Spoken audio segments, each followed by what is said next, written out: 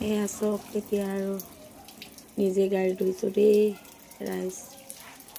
এয়া চক উপায় নাই, এতিয়া নিজে ধুবলগীয়া হৈছে। আৰু ক'ৰবালৈ যাম বুলি ভাবিলেতো গাড়ীখন নিজে চাফ চিকুণ কৰি দিব লাগে, নহ'লে ৱাছ গেৰেজত নিব লাগে ৱাছ কৰাবলৈ।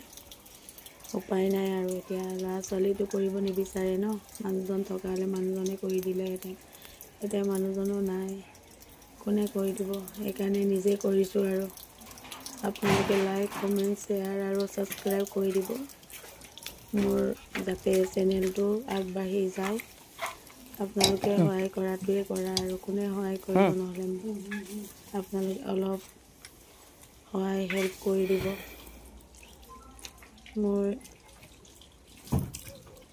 এনেকৈ আৰু অকলশৰীয়া জীৱন, আপোনালোকে যদি ছাবস্ক্ৰাইব কৰি আগবঢ়াই নিনিয়ে কোনে নিব।